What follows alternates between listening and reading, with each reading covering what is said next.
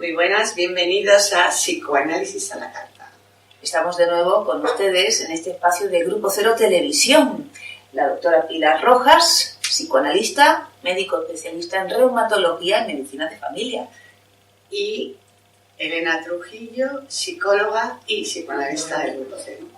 Doctora, ¿cuántas cosas? Sí. ¿Cuántas cosas aparecen en este libro que he estado leyendo esta semana, Medicina Psicosomática 2, que ha publicado la doctora Pilar Rojas junto con la doctora Alejandra Menasa, y que es un libro teórico muy interesante en el que se plantea el diagnóstico diferencial entre tres afecciones que van a tener mucho que ver con la enfermedad, con el padecimiento de muchos de los pacientes que vienen a las consultas, y que me parece también un libro muy dirigido a los profesionales. Están muy necesitados de una clarificación también de los conceptos y sobre todo a la hora de la clínica de diagnosticar y permitir con su escucha seguir el proceso terapéutico para el paciente. Claro, el título ya, Medicina Psicosomática, ya nos hace pensar que trata de enfermedades orgánicas o síntomas en el cuerpo que están relacionados con cuestiones psíquicas. Por eso de ahí el título de Medicina Psicosomática. Entonces, se hace un diagnóstico a lo largo de todo el texto diferencial entre las distintas entidades que pueden causar síntomas en el cuerpo, la depresión, la histeria, la neurosis de angustia, lo que propiamente se llama enfermedad psicosomática, que también la delimitamos un poquito. Entonces, es algo importante porque, y tú decías, dirigido a los profesionales. Sí, dirigido a los profesionales, tanto psicólogos, psicoanalistas, pero también médicos fundamentalmente, porque la medicina, digamos que ha desechado todas estas cuestiones, no piensa en la enfermedad orgánica en relación a procesos psíquicos, sino justamente al revés. Entonces, venimos a trabajar esta cuestión que yo creo que es de sumo interés, sobre todo porque según concibo la enfermedad, concibo el tratamiento, y entonces eso también es importante. No es lo mismo pensar un síntoma determinado como simplemente orgánico, de etiología desconocida, que no tiene un tratamiento, que se considera como crónico, el tratamiento puede ser sintomático, a pensar que no, que es una causa psíquica lo que produce y que se puede resolver. Eso es también muy interesante. Es muy importante.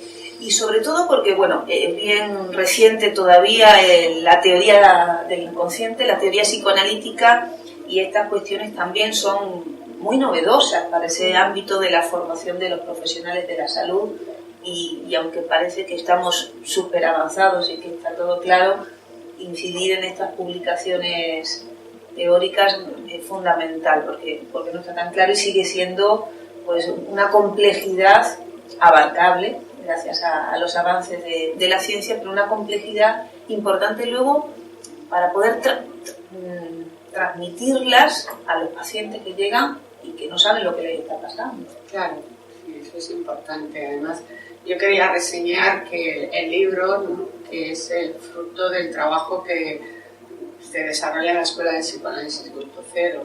Hay un seminario que es el Seminario de Medicina Psicosomática, y entonces, ¿no?, porque es toda la cuestión de la medicina psicosomática es algo que desde la fundación de la Escuela de Psicoanálisis se viene trabajando, y la publicación esta, junto con otros 4 libros más, pues es el fruto del trabajo que se viene desarrollando en ese seminario de formación, pues para todo aquel que esté interesado en estas cuestiones. Es un seminario que se puede hacer presencial y también online. Y que está abierto a otros profesionales que nos puedan estar viendo. Claro, por supuesto, está abierto a cualquier profesional que esté interesado o que digamos que trabaje con este tipo de personas, ¿no? Desde psicólogos, psiquiatras, médicos en general, en fin, cualquiera de ellos, porque es importante saber, ¿no?, de lo que uno se tiene entre manos para poder dirigir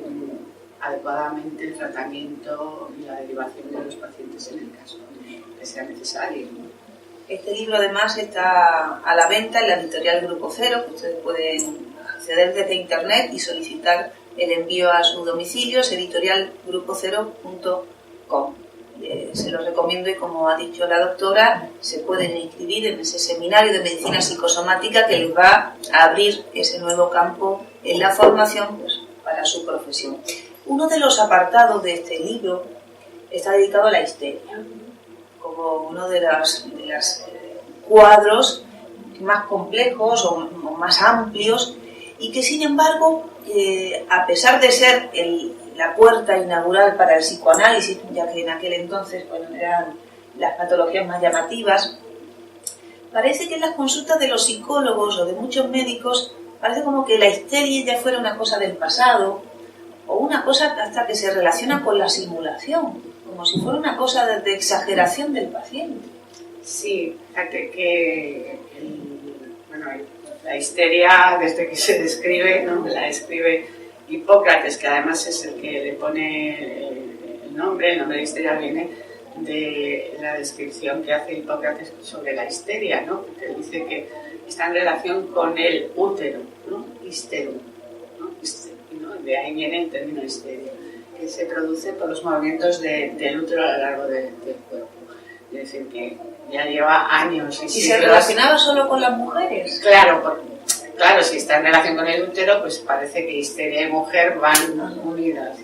Y eso es muy importante porque Freud lo que viene a señalar, ¿no? Que trabaja la histeria, los trabajos inaugurales de Freud tratan sobre la histeria, él lo que viene a señalar es que la histeria no es un padecimiento de la mujer, digamos que separa histeria de la palabra histeria de la palabra mujer, ¿no? Dice, no, es una posibilidad humana tanto para hombres como para mujeres, pero hasta Freud, histeria y mujer están unidas, y siguen unidas, porque es una cuestión también ahí que permanece ideológicamente, ¿no? Cualquier mujer que hace una cosa extraña es una histérica, ¿no?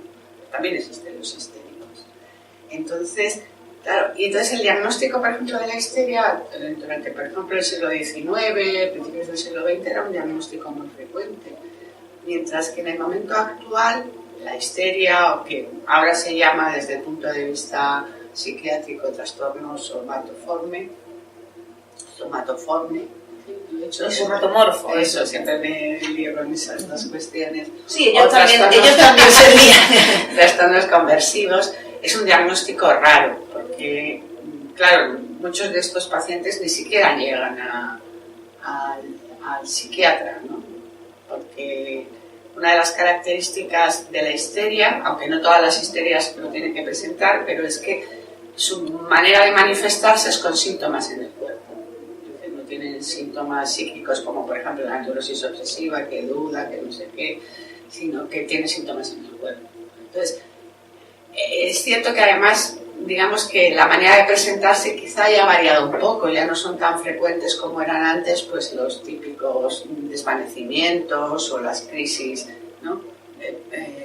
Histéricas. Recuerdo escenas, doctora, de alguna película de esa época sobre Charcot, o la película que habla de la historia del psicoanálisis, donde aparecen las mujeres con movimientos convulsivos. Claro, porque la crisis histérica es una crisis de movimientos espasmódicos, convulsivos, que actualmente pues, prácticamente no se presenta, aunque yo matizaría ahí, porque sí que a lo mejor algunas epilepsias idiopáticas que no se asocian a ninguna lesión cerebral podrían corresponderse con la histeria, porque son similares, ¿no?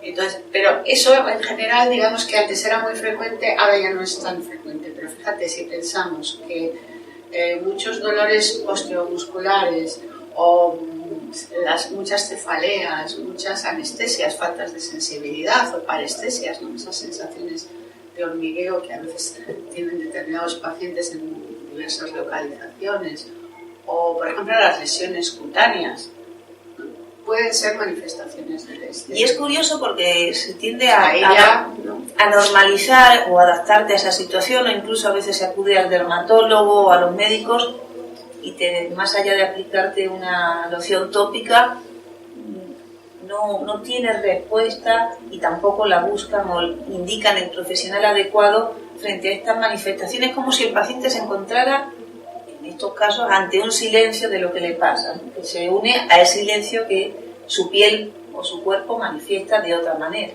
Claro, son pacientes porque, claro, si pensamos que la causa es psíquica, no más allá, por ejemplo, un dolor o una lesión cutánea. Uno presenta una lesión cutánea o un dolor determinado y está bien que se pueda poner un tratamiento sintomático, ¿no? Tiene un dolor, pues un analgésico, tiene una lesión cutánea, pues cualquier tipo de tratamiento, corticoides, tópicos, sistémicos, eso ya es variable, ¿no?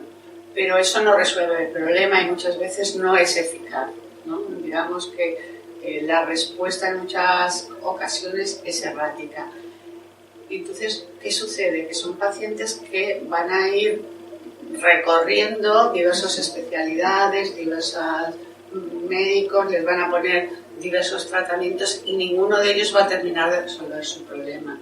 Pero claro, porque no se piensa nunca que mientras no se trate la cuestión psíquica no se va a resolver la cuestión orgánica. Y en ese terreno incido en la banalización, porque recuerdo otra escena de una película donde se utilizaban una especie de vibradores o estimuladores en este tipo de pacientes pensando que era una excitación sexual no satisfecha, no descargada, la que estaba implicada en esta nerviosidad de estos pacientes. Claro, porque el tratamiento depende de cómo pienso la enfermedad. Entonces, a lo largo de la historia, la histeria se ha pensado de distintas maneras. Habíamos ya señalado la cuestión de Hipócrates, pero luego Aristóteles señala que la histeria tiene que ver con una insatisfacción sexual, ¿no? Que eso, ¿no? Entonces, si hay una insatisfacción sexual, vamos a satisfacer sexualmente a la persona que padece, ¿no? Entonces, pues el tratamiento es ese, el típico consejo HSU. Sí, exactamente. Tengo una relación sexual buena y ya verá cómo se le pasa. Esta es lo que necesita, por ejemplo, ¿no? Porque como además ahí se unen las dos cosas, la mujer y la insatisfacción sexual, ¿no? Esta lo que necesita es, pues eso, ¿no? Pero no es tan sencillo. No tiene nada que ver, ¿no? La insatisfacción no es de ese orden, no es genital ni mucho menos, sino más bien psíquica. Porque uno de los descubrimientos de Freud es que el propio síntoma es una satisfacción para el paciente. Claro, cuando en la real, ¿no? Porque siempre se produce frente a una situación que es intolerable para el sujeto. ¿Cómo hace frente a esa situación determinada? Entonces, la respuesta pues, puede ser el síntoma histérico, ¿no? Cuando no encuentra la satisfacción en la realidad, la satisfacción se produce en la fantasía, ¿no? Psíquicamente, podríamos decir. Pero el paciente se da cuenta de la fantasía o de lo que... No, hay que saber que es totalmente inconsciente para la persona que padece el síntoma, para el paciente. Sufre de la parálisis, sufre del dolor, tiene las manchas en la piel, pero no tiene ni la menor idea de que eso tiene una relación con una cuestión psíquica, ¿no? Eso también es interesante, ¿no? Y muchas veces se les sigue catalogando de simuladores, ¿no? Porque como no se encuentra ninguna base orgánica que justifique esa lesión o ese síntoma determinado y están simulando, ¿no? También porque, fíjate que desde el punto de vista médico, y esto yo creo que es muy interesante para los médicos, el síntoma histérico no es exactamente como el síntoma orgánico. Ajá. Eso es muy importante en la lectura del libro, esa diferenciación. Claro. Por ejemplo, se me paraliza el brazo.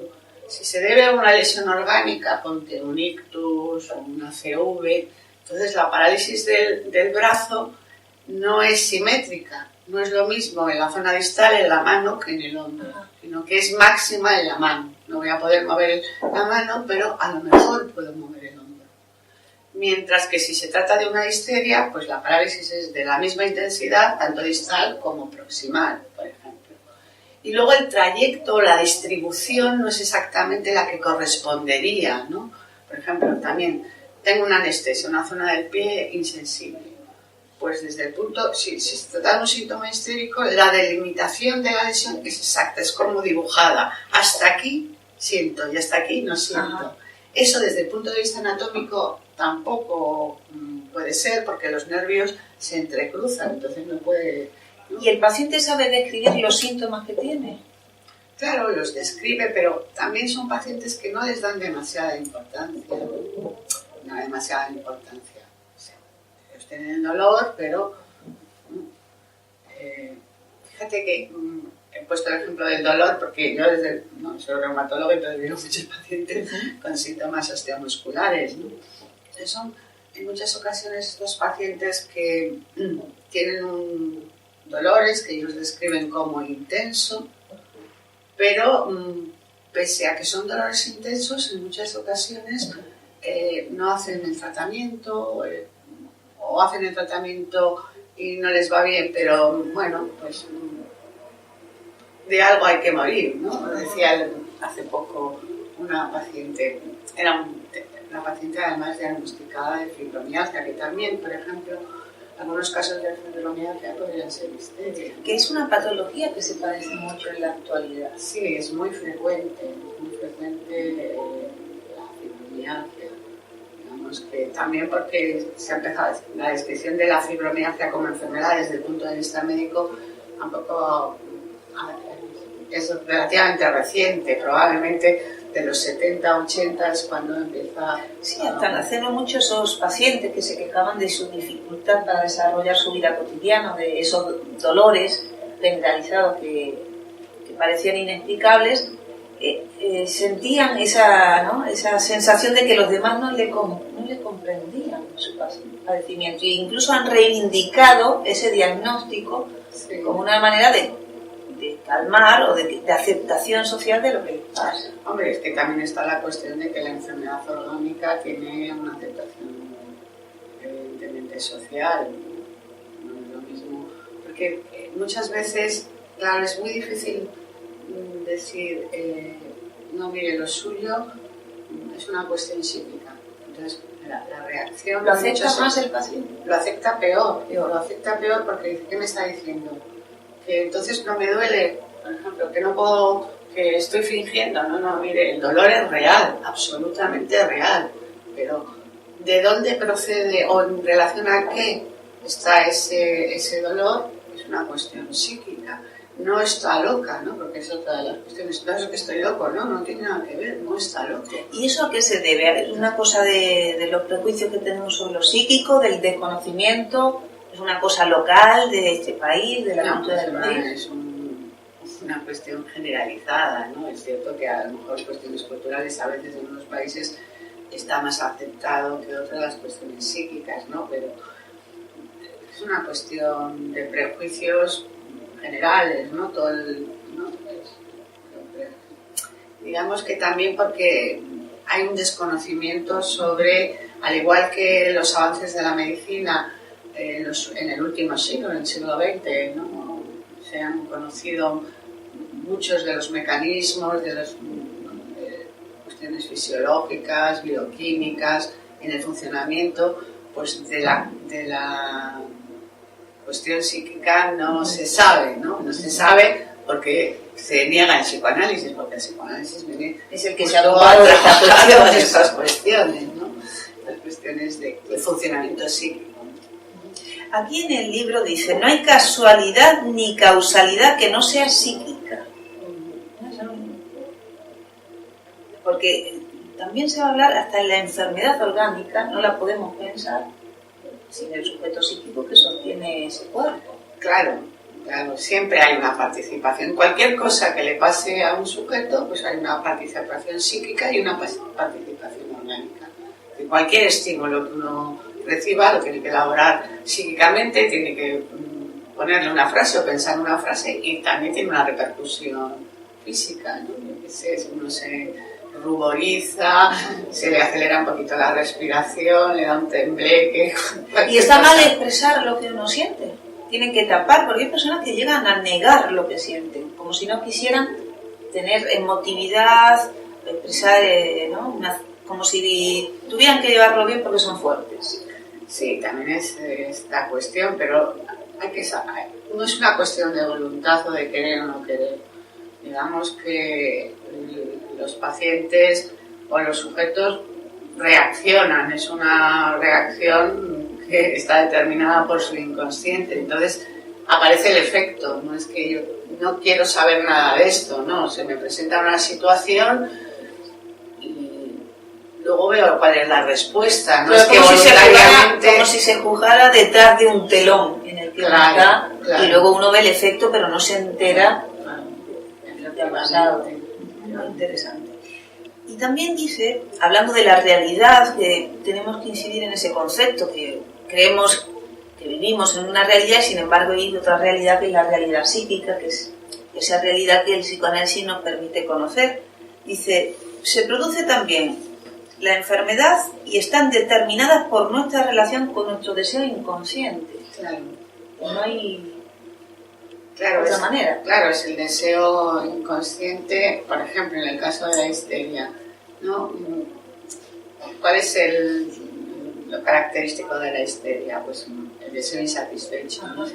Tienen que mantener un deseo insatisfecho. Fíjate que en eso los grandes teóricos siempre captan algo de la verdad de la enfermedad o del síntoma, ¿no? Porque decíamos antes, se había relacionado con la insatisfacción sexual, ¿no? Pero no era sexual, ¿no? En el sentido de como lo planteaban, que era genital, pero sí había en juego una cierta insatisfacción, quiero decir, y esa es la manera de desear que tiene, mantener el deseo insatisfecho. Yo que sé, quiero dar una cena, invitar a cenar a unos amigos y he pensado que les voy a poner de cena, ponte, yo que sé, por la época, a lo mejor cordero asado, estamos en España, en otros países sería otra cosa.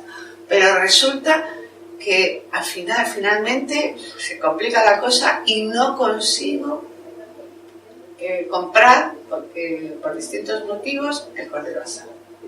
Puedo dar la cena. Y yo quiero dar la cena, pero no lo consigo. Como si hubiera dos discursos, porque claro, uno podría decir, si ayudamos a esa persona que satisfaga ese deseo que no puede, pues fabuloso. Pero claro, es que justamente es eso, su satisfacción es esa insatisfacción. Claro, ¿no? Y además la voluntad, entre comillas, del paciente, de la persona en concreto, es yo deseo hacer eso, pero hay una cuestión que siempre me lo imposibilita, ¿no? Yo quiero dar de amamantar a mi bebé, ¿no? Lo deseo fervientemente, pero resulta que hago una mastitis, una infección de la mama, del pecho, y no puedo darle de mamá. Es como que, pero si yo quiero, pero no he podido, ¿no? De ese orden sería, no es que no quiero y hago algo y tendríamos que pensar que mi cuerpo que me imposibilita hacerlo. Claro, pero tu cuerpo forma parte de tu entramado de deseos. Claro, que todo lo que a uno le pase tiene que ver con uno. Es que no existe el cuerpo orgánico solo, eso no existe en el humano, ¿no? Siempre está lo psíquico y lo orgánico, ¿no? Están siempre, son diferentes pero siempre están juntos, entonces siempre va a estar en juego las dos cuestiones. Porque hay una característica de la histeria que es el proceso, lo has estado hablando, de conversión, como una manera de hablar, pero sin palabras. Claro, la conversión es transformar, porque como no puedo, hay algo que no tolero de la realidad, entonces no lo puedo elaborar psíquicamente, ¿qué hago? Lo derivo por vía orgánica. Transformo, por ejemplo, un dolor psíquico en un dolor psíquico. Un dolor psíquico en un dolor físico. He resuelto. No puedo elaborar eso que me produce el dolor psíquico, entonces resuelvo por vía orgánica. Esa es la conversión que es típica de la histeria. Aunque también hay que señalar que no todas las histerias tienen síntomas orgánicos, ¿no?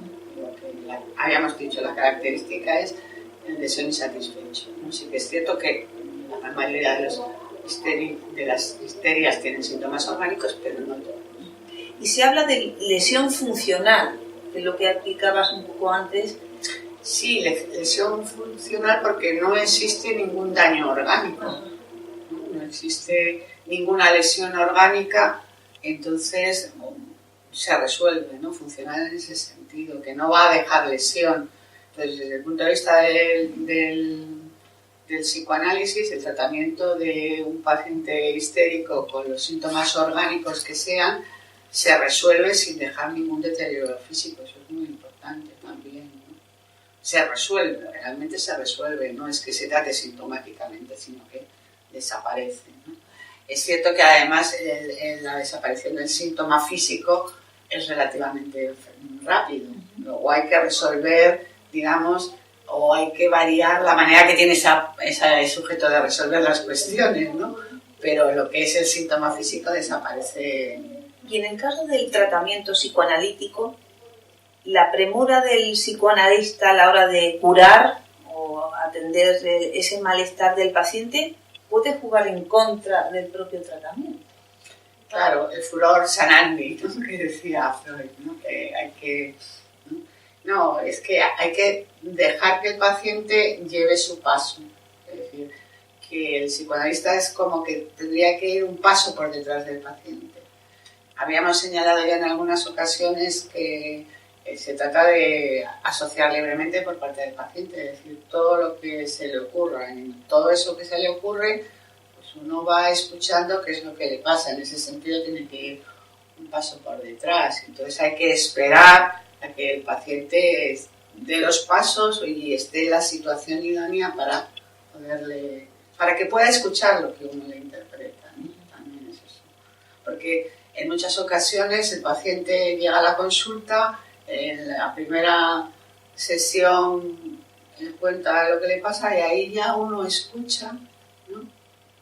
Alguna cuestión que está jugada o que tiene mucha importancia para lo que le pasa, ¿no? Pero no se lo puede decir en ese momento porque hay que prepararle, por decirlo de alguna manera.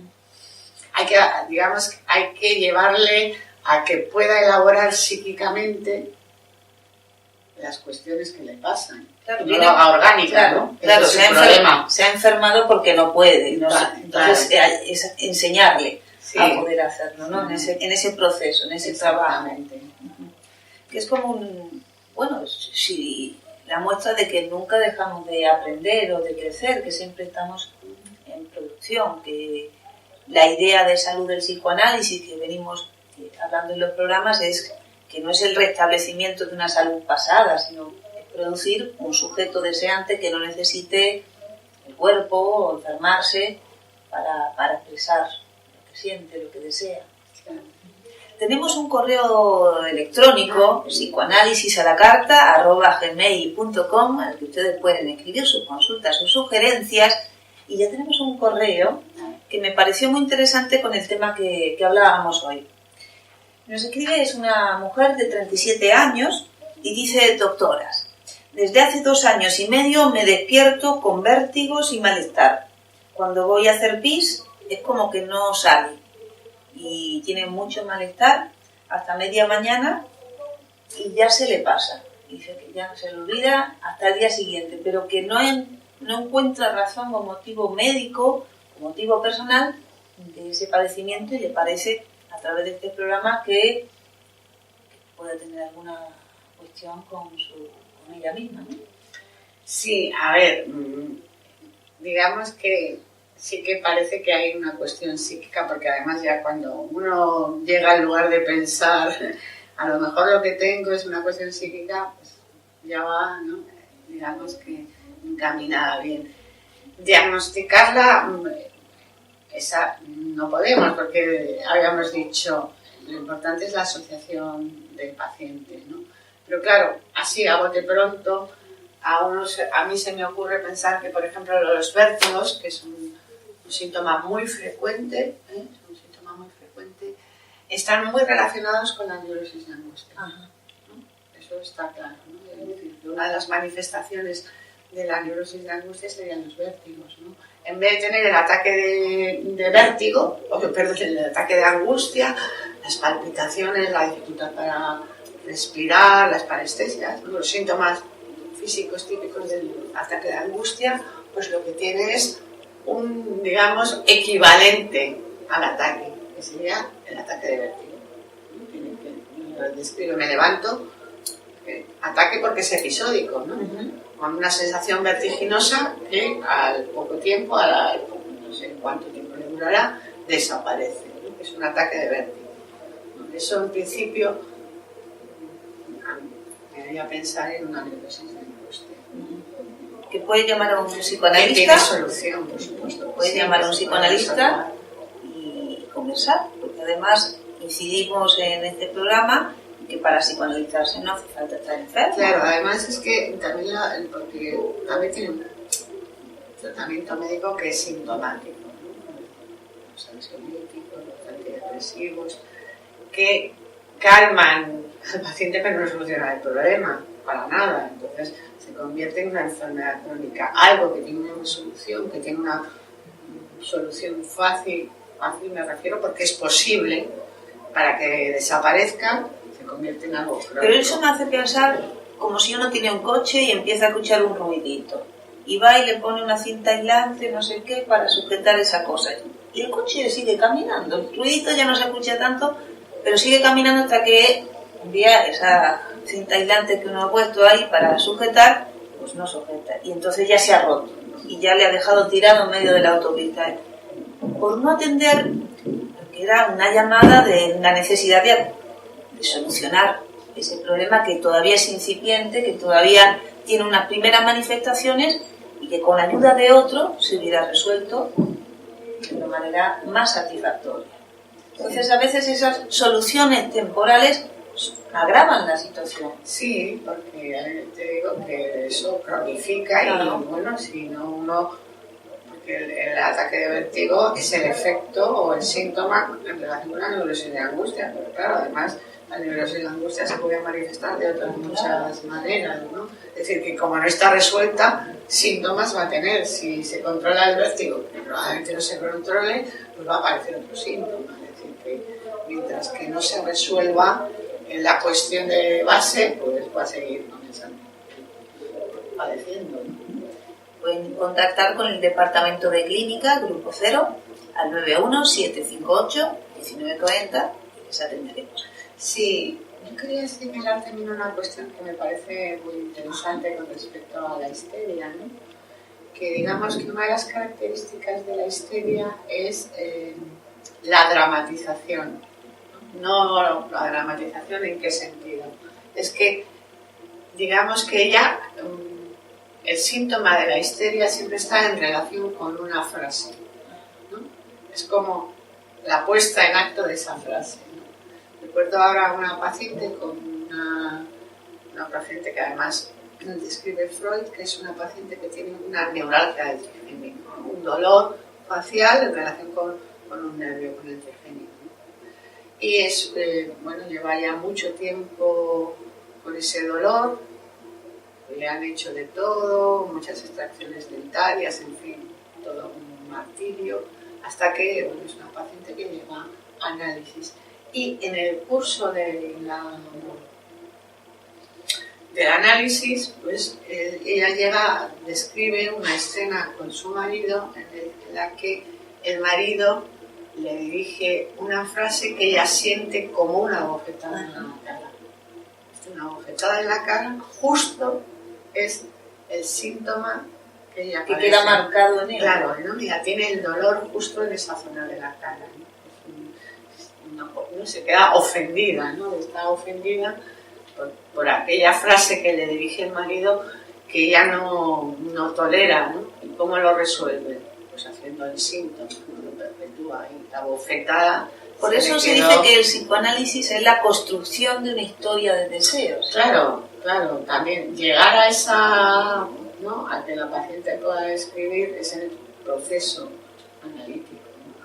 A escribir esa escena, ¿no? Que está en relación con el síntoma que padece, ¿no? O otra paciente, pues que, llega a un balneario, era una paciente también histérica y en un momento determinado se le pasa la frase o tiene el temor de no entrar con buen pie, ¿no? En el balneario, de no relacionarse bien con el resto de las personas que había en el balneario. Entonces, de no entrar con buen pie, finalmente, ¿no? lo resuelve haciendo una cojera, ¿no? Hace un dolor en el talón que le obliga a caminar cojeando, ¿no? Entra como en gripe, siempre el síntoma.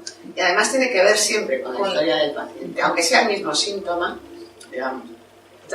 Puede otra persona tener el dolor la neuralgia del trigémino, ¿no? El dolor del trigémino, pero la frase que sustenta va a ser diferente porque es propia de cada uno, ¿no? Eso también es interesante. Por eso cada tratamiento es diferente, es una construcción diferente. Cuando a veces los pacientes nos preguntan cómo va a ser esto, vamos a empezar a caminar y ya veremos cómo es el paseo, ¿no? Sí, claro, cada paciente es diferente. Entonces, también, ¿no? Siempre tiene que ver con esta cuestión, con el sujeto, ¿no? Con la historia vital de esa persona. Claro, es aceptar ese paso, ese viaje, que es el análisis para cada uno y que uno lo va a hacer en compañía del psicoanalista y va a ser un viaje curador, sanador, de construcción de un humano. Siempre, bueno, es un viaje el más importante de la vida, podemos decir. Sí, cierto. Bueno, pues por hoy nos hemos quedado sin tiempo. Les recordamos que tenemos ese correo electrónico al que nos pueden escribir. Además, nos vamos a poner muy contentas si lo hacen, psicoanalisisalacarta@gmail.com. Y vamos a seguir hablando de este libro tan interesante, doctora. Sí, ¿no? Porque hoy hemos hecho así un recorrido general, pero vamos a profundizar en alguna cuestión, a ver algún casito también, cómo se relaciona con todo esto que estamos hablando. Sí, de los síntomas en el cuerpo que tienen un origen psíquico. Fantástico, pues seguimos la próxima en Psicoanálisis a la Carta. Muchas gracias, hasta la próxima.